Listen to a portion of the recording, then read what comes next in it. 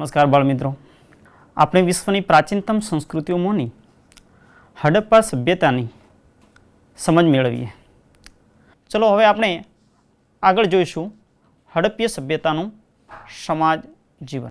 તો હડપ્પીય સભ્યતાના લોકોનું સમાજ જીવન કેવું હતું એ આપણે કદાચ વિચારતા કરી મૂકે છે.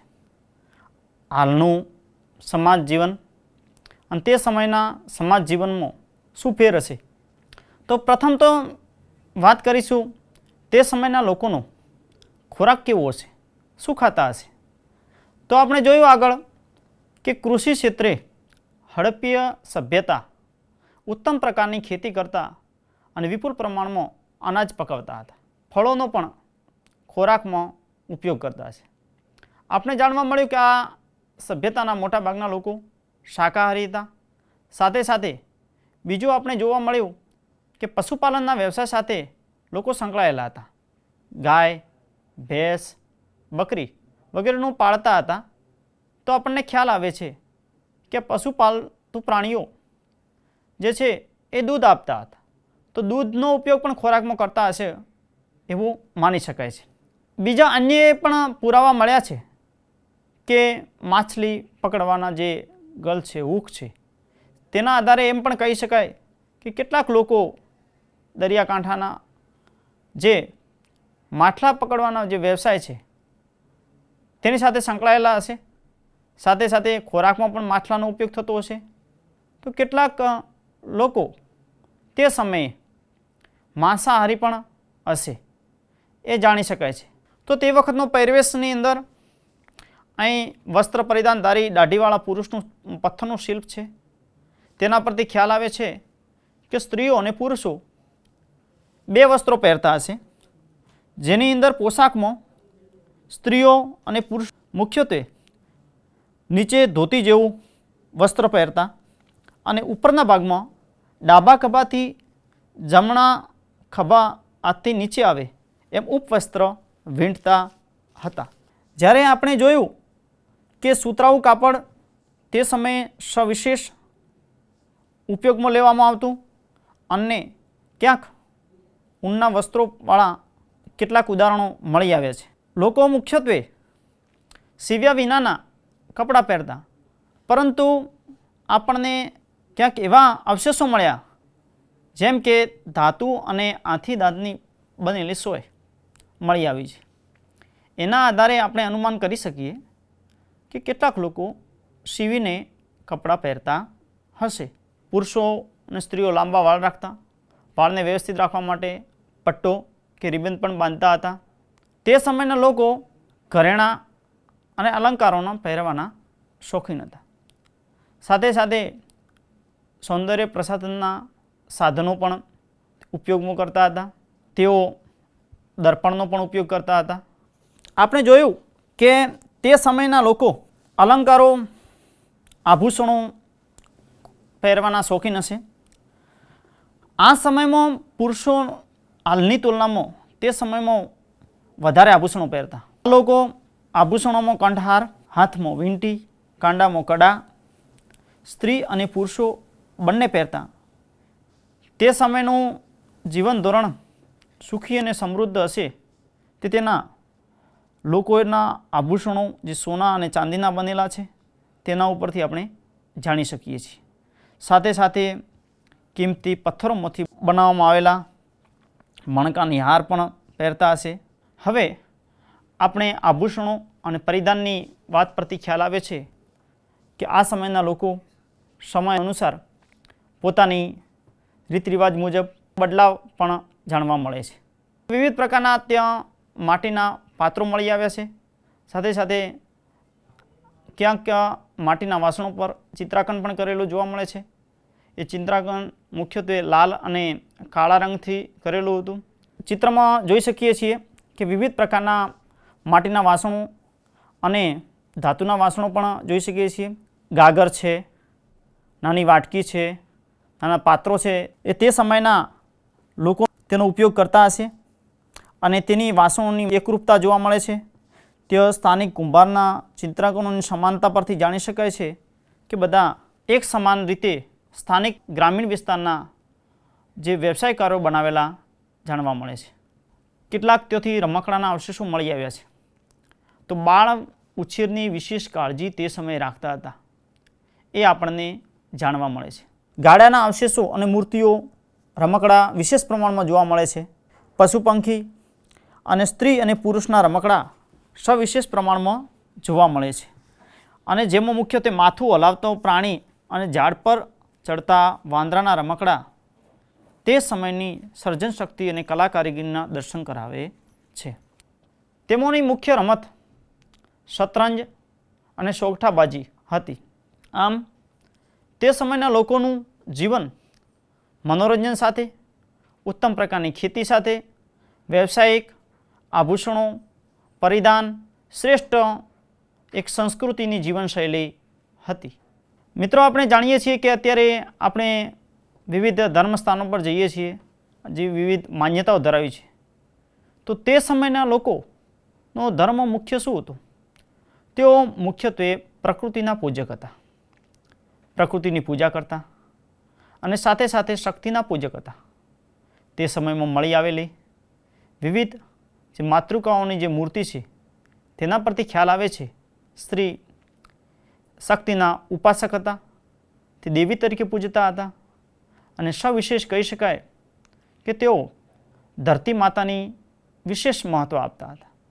હડપ્પીય સભ્યતાની અંદર માતૃકાઓની મૂર્તિ આપણે ખ્યાલ આવે છે કે તે સમયે વિવિધ માતૃકાઓની મૂર્તિ મળી આવી છે. શક્તિની ઉપાસનાની આપણે વાત કરી, સાથે સાથે તેઓ લોકો પ્રાકૃતિક પૂજામાં પણ માનતા હતા. બીજું, આપણે મળી આવેલી વિવિધ જે મૂર્તિ છે એની અંદર પુરોહિતનું પણ શિલ્પ આપણે જોયું. પશુપતિ દેવ એ તે મહત્વની મુદ્રા છે. કહેવાય છે પ્રાકૃતિક તત્વોની પૂજામાં વૃક્ષ પૂજા, પશુ પૂજા, નાગ દેવતાની પૂજા, સ્વસ્તિકની પૂજા કરતા હશે. જે મુદ્રા ઉપરથી અંકિત થયેલ અને ચિહ્નો પરથી આપણે અનુમાન કરી શકીએ છીએ. આપણે જોઈએ કે મુદ્રા અને મુદ્રાંકનો મુખ્યત્વે પશુ અને વૃક્ષથી અંકિત થયેલા જોવા મળે છે. જ્યારે કેટલાક મનુષ્ય અને પશુ બંનેનો સમન્વયવાળી મુદ્રિકાઓ પણ મળી આવી છે. અહીં આપણે પશુપતિ દેવની એક મુદ્રા મળી આવી છે. તે કહી શકાય છે કે સૌ પ્રથમ વેસ્ટર્નધારી યોગાસનમાં બેઠેલા શિવ જે પશુપતિ દેવ તરીકે ઓળખાય છે તે શિવના ઉપાસક હશે એવું પણ કહી શકાય છે. તેમજ સાથે બીજા અન્ય પ્રાણીઓ જેવા કે એક શિંગી, બીજું કે આપણે વૃક્ષ પૂજાની સાથે સાથે તેઓ અગ્નિના પણ પૂજક હશે એવું કહી શકાય છે. કાલીબંગનમાંથી મળી આવેલા અગ્નિકુંડોને આધારે એમ માનવામાં આવે છે કે અગ્નિદેવની પૂજા કરતા હશે, વિશેષ મહત્ત્વ આપતા હશે. બીજું કે ધાર્મિક ક્રિયાની અંદર મળી આવેલા સ્નાનાગર એ ધાર્મિક ક્રિયાઓ માટે, સ્નાન કરવા માટે ઉપયોગમાં લેવામાં આવતું છે. આમ તે સમયના લોકોનું ધાર્મિક જીવન મુખ્યત્વે પ્રકૃતિના પૂજક તરીકે, પ્રાણી અને વિવિધ વૃક્ષની પણ પૂજા કરતા. જેમ કે પીપળાનું વૃક્ષ અતિ પવિત્ર માનવામાં આવે છે. તે સમયે પણ મળી આવેલો એક દેવ પીપળાના વૃક્ષની વચ્ચે દર્શાવવામાં આવ્યા છે. આપણને એ પણ જાણવા મળે છે કે ત્યાં ખૂંદવાળા સાંઢનું વિશેષ મહત્ત્વ તેની દેવ તરીકે પૂજવામાં આવતો. હવે જોઈએ આપણે હડપ્પીય સભ્યતાના લોકોનું અંતિમ વિધિ. તો તે સમયમાં મુખ્યત્વે 3 રીતે અંતિમ ક્રિયા કરવામાં આવતી. એક પહેલી છે દાટવાની ક્રિયા, બીજી છે અગ્નિ સંસ્કાર અને ત્રીજું પક્ષી અને પ્રાણીઓના ભક્ષણ તરીકે. તો જે પ્રથમ છે આપણે જોયું કે તે સમયમાં મળી આવેલી કબરોમાંથી જાણી શકાય છે તે સમયના લોકો મુખ્યત્વે દાટવામાં આવતા હશે. કેટલાક કબ્રસ્તાનો મળી આવ્યા છે. કેટલાક કબ્રસ્તાનની સાથે કેટલાક ઘરોમાંથી પણ કબ્રસ્તાન મળી આવ્યા છે. તે સમયના જે શબનું દફન વિધિમાં ઉત્તર દિશામાં મુખ્યનું રાખવામાં આવતું હતું. ઉત્તર દક્ષિણ દિશામાં જે કબરો મળી આવી છે તેના આધારે કહી શકાય છે.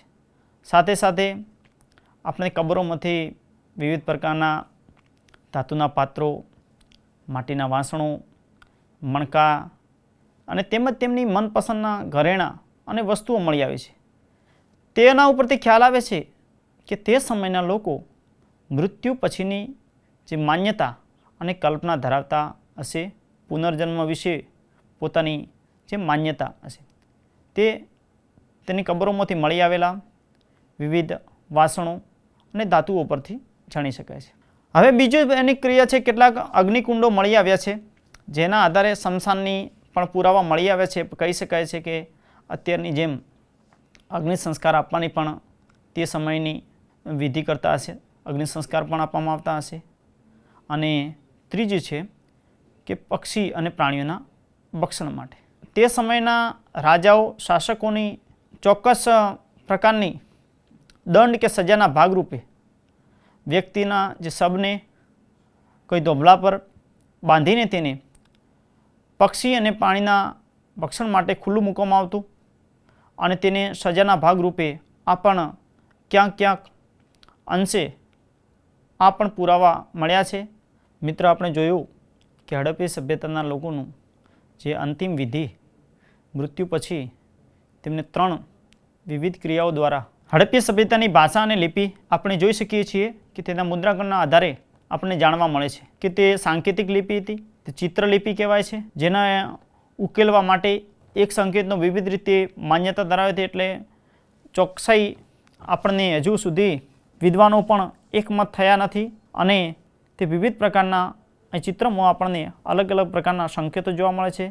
સાથે સાથે વિવિધ પ્રાણીઓના ચિત્રાંકનો પણ જોવા મળે છે અને તેના આધારે અનુમાન કરી શકાય કે તે સમયની ભાષા વૈદિક ભાષાની પૂર્વ ભાષા કે વારસો કહેવાય છે અને દ્રવિડિયન લોકો જે તમિલ ભાષાની પણ વારસાની ભાષા હોઈ શકે એવી માન્યતા કરવામાં આવે છે. આમ પુરાતત્વવિદો જે લિપિ છે તેને ઉકેલી શક્યા નથી અને એ જ આ ભાષાનું રહસ્ય અકબંધ છે. આમ આપણે લિપિ પરથી ખ્યાલ આવે છે કે ચિત્રાંકન લિપિ મુખ્યત્વે સાંકેતિક અને પ્રાકૃતિક લિપિનું લેખન કરવામાં આવેલું છે.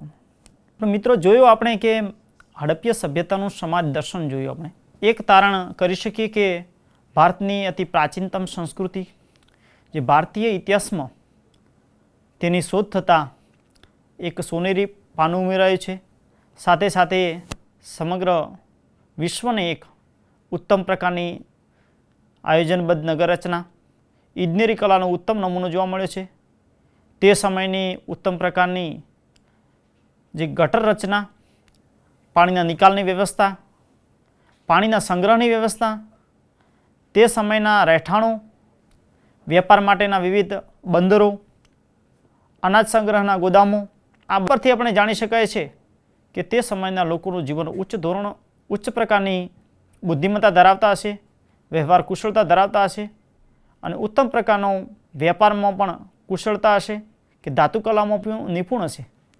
અને સાથે સાથે તેના સમાજ જીવન પરથી જાણી શકાય છે કે વસ્ત્ર પરિધાન, અલંકારો અને સૌંદર્ય પ્રેમી હશે. સાથે સાથે વિવિધ વસ્ત્ર આભૂષણોના પરથી ખ્યાલ આવે છે કે તેમનું જીવન ધોરણ ખૂબ જ સમૃદ્ધ હશે. આમ આપણાને આયોજન, નગર રચના, સાથે સાથે તેની વેપાર, ખેતી, હુનર ઉદ્યોગો અને તેને ઉત્તમ પ્રકારની જીવન પ્રણાલીના આપણને દર્શન જોવા મળે છે, આપણને પ્રેરણા મળે છે. આપણે ગૌરવવંત વારસાને જાણીએ. તમે પણ આવા તમારા ગામ વિસ્તારના આજુબાજુના પ્રાચીન સ્થળની મુલાકાત લેશો અને તેના વિશે વધુ અભ્યાસ કરજો.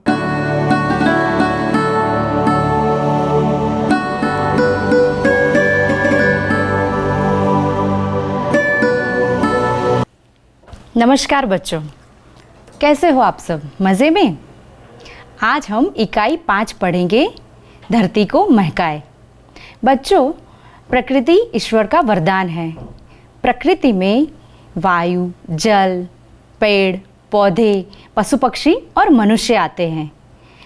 इन्हीं प्रकृति में हम सब रहते हैं. आपने देखा है हरे भरे मैदानों को? इन हरे भरे मैदान प्रकृति की शोभा बढ़ाते हैं.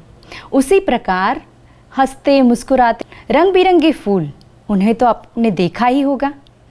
उनको देखकर तो हर कोई प्रसन्नता से झूम उठता है. बच्चों, आपको पता है जब आप हंसते मुस्कुराते हुए पाठशाला में पढ़ने के लिए जाते हैं तब आप भी इन्हीं फूलों की तरह बहुत ही प्यारे लगते हैं. तो आज हम एक कविता समझेंगे और उसे जानेंगे। इसके पहले भी हम एक कविता पढ़ चुके हैं, एक जगत एक लोक। ये भी एक प्रकृति गीत था और आज भी हम उसी काव्य की तरह प्रकृति के तत्वों को समझते हुए इस काव्य का श्रवण करेंगे। तो हम सब मिलकर काव्य का श्रवण करते हैं। धरती को महकाएं।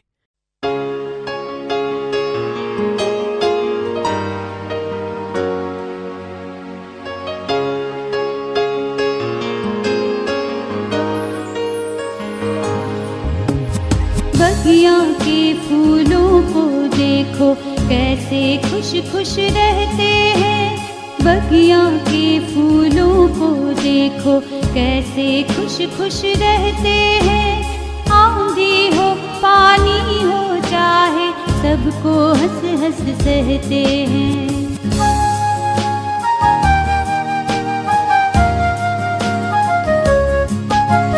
सूरज की किरणों को देखो रोज धरा पर आती है। अंधकार को दूर भगाकर सारा जग चमकाती है।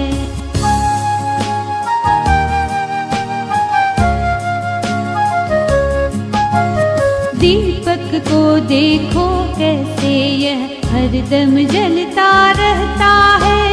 अपना अंतर जला जला कर रोशन जग को करता है।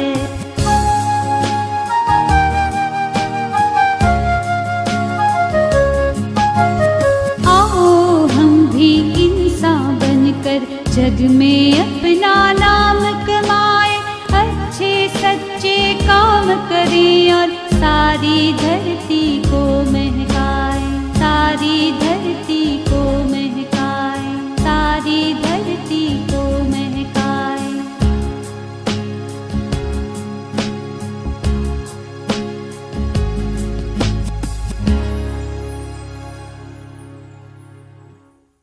आप सबने अच्छे से श्रवण किया, मज़ा आया ना आपको?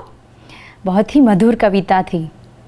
इस कविता में हमें देखना है कि प्रकृति के तत्व हमारे लिए क्या करते हैं और हम हमारे लिए किस तरह उपयोगी है, हमें क्या सीख देते हैं, ये भी हमें समझना है। अब आप अपनी पाठ्यपुस्तक में इकाई 5 धरती को महकाए रखिए और उस पर ध्यान दीजिए। बगिया के फूलों को देखो कैसे खुश खुश रहते हैं। आंधी हो पानी हो चाहे सबको हंस हंस सहते हैं। समझुती, बाग के फूलों को देखो वे हमेशा खुश रहते हैं। आंधी आए या भारी बारिश हो वे इनको हंसते हुए सहते हैं। तो बच्चों बताइए, आपने कौन कौन से फूल देखे हैं?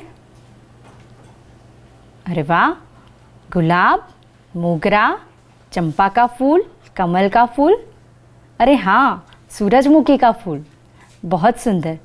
आप सबने इन फूलों को देखा है तो आप सबने ये भी सोचा होगा कि ये फूल कितने मुस्कुराते हुए होते हैं, हमेशा खुश दिखते हैं ना। ये फूल कितने खुश दिखते हैं।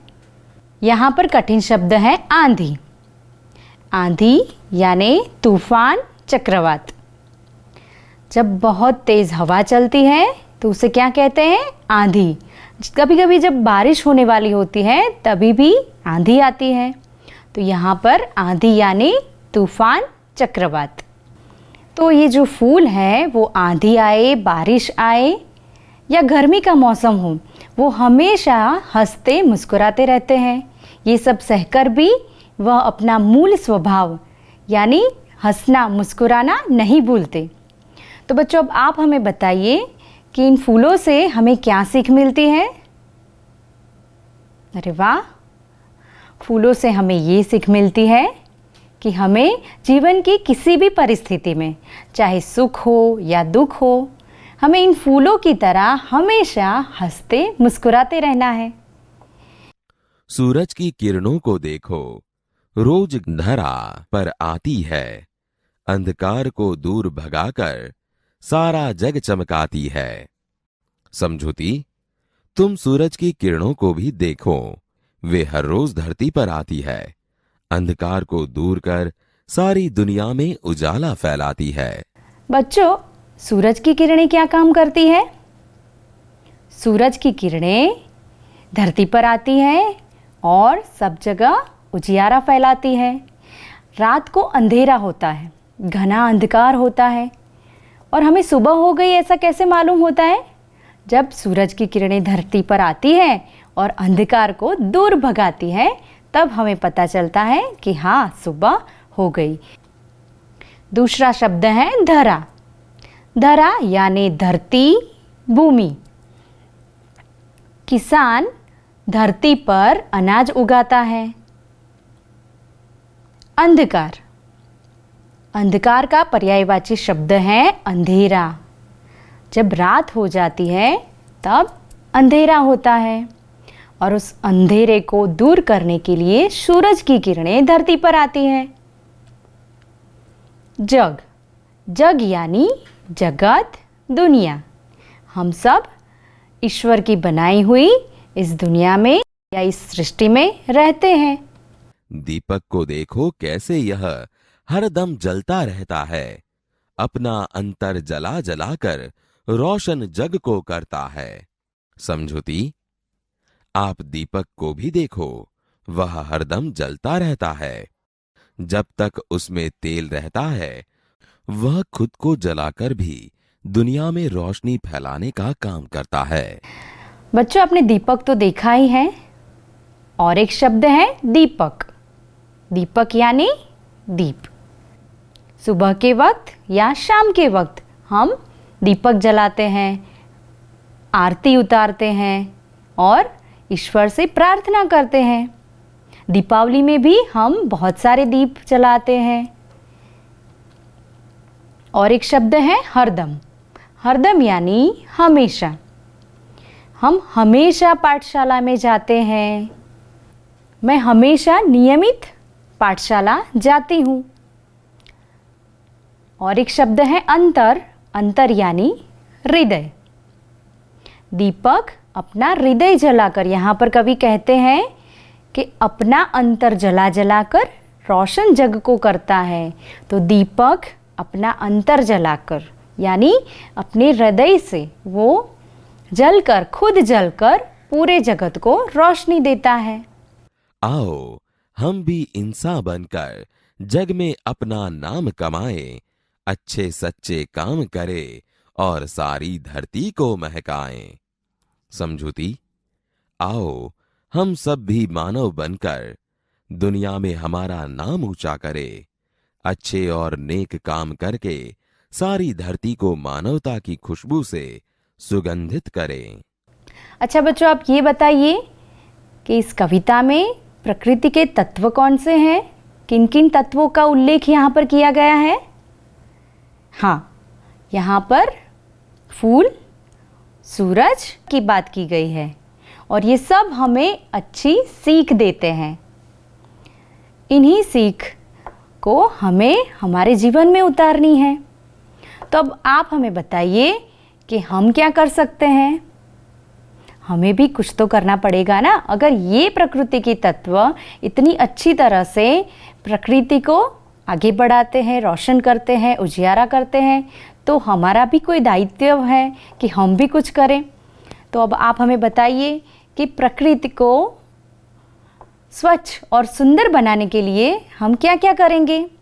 जी हाँ, हम कूड़ा कूड़ेदान में ही डालेंगे। Very good. और कोई बताएगा? हाँ, हम जहाँ भी जाएंगे वहाँ गंदगी बिल्कुल नहीं करेंगे।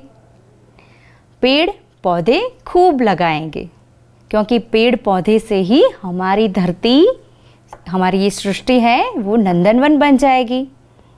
और सबसे महत्वपूर्ण, जल का व्यय नहीं करेंगे। हमें पानी का व्यय बिल्कुल भी करना नहीं है।